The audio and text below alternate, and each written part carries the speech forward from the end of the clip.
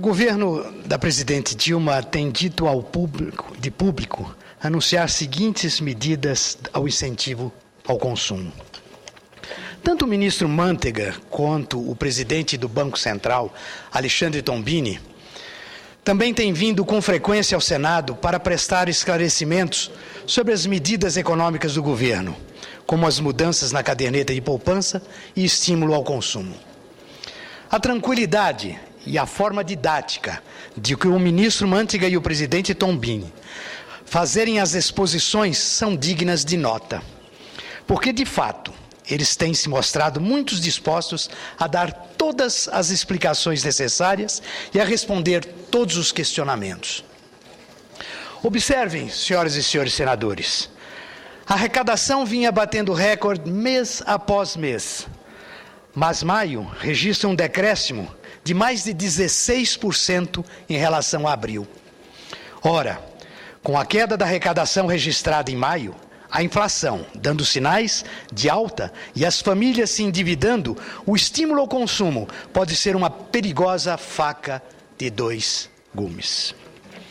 Parece que, no lugar de promover uma reengenharia da economia brasileira, com a desoneração da classe média, simplificação da cesta tributária e ampla renegociação da dívida dos estados, a opção do governo é continuar numa política do incentivo aqui, corta ali e vai por ali. O fato é que hoje o Brasil já tem um nível de endividamento na ordem de 50% do PIB, ou seja, algo em torno de 2 trilhões de reais. O nível de inadimplência chega a 8% desse valor, ou seja, 160 bilhões de reais. Em relação às dívidas com o cartão de crédito e a inadimplência chega a 50% e com cheques especiais a 17%. Ora, senhor presidente, é verdade que o governo da presidente Dilma tem feito esforços para baixar o valor da taxa Selic, mas nem mesmo esse esforço se revela eficaz na prática, porque o spread bancário faz os juros permanecerem altos para o consumidor final. Com estímulo ao consumo, esse quadro pode ser muito temerário no médio e longo prazo e levar o Brasil a ficar encurralado, com demanda baixa e inflação alta. Não precisa ser economista para acender o sinal de alerta quando se verifica o aumento de 20,5% da inadimplência no primeiro trimestre de 2012. Isso quer dizer que as famílias, ao atenderem aos apelos e facilidades de consumo, estão assumindo prestações e encargos além da capacidade de pagamento. O governo deveria colocar as barbas de molho, mas prefere combater a inadimplência, incentivando ainda mais a concessão de crédito. Isto é um perigo, porque os dados mostram que 75% da inadimplência é resultado do consumismo. A facilidade de acesso ao crédito tende a levar ao consumo irresponsável e, com consequências, ao desequilíbrio do orçamento familiar. Por isso, cabe perguntar se o estímulo irrestrito ao consumo é, de fato, o melhor caminho para evitar o desaquecimento da economia. É claro que não. Se as famílias forem perdendo o controle sobre os orçamentos domésticos, à medida que cedem aos apelos de consumo, teremos um quadro muito ruim para a economia, uma falta de demanda e impacto sobre as taxas de crescimento do PIB. Este, aliás, deve ficar muito abaixo das expectativas da equipe econômica e bater, quando muito, nos mesmos 2,5% deste ano. O ministro Mantega, quando veio em março, na comissão, senhor presidente, de Assuntos Econômicos, afirmou e disse: me cobrem se esse índice, se cairmos de 4,5%. E hoje ele já aceita que esse número vai ser em torno de 2,5%. O fato inquietante é que a inadimplência no setor do varejo, ao bater os 20%, mostram-se bem superior à média de 16% de todos os setores da economia. Só no mês de março, subiu 4,8%, com as maiores altas registradas na região Sul e Sudeste, com 8,4% e 10,9%, respectivamente. Preocupante. Isto é sintomático, porque essas regiões concentram os principais mercados de consumo do país e exercem o papel de fiel da balança para a economia. Embora em outras regiões a inadimplência tenha caído, o aumento no Sul e Sudeste deve servir como sinal de alerta.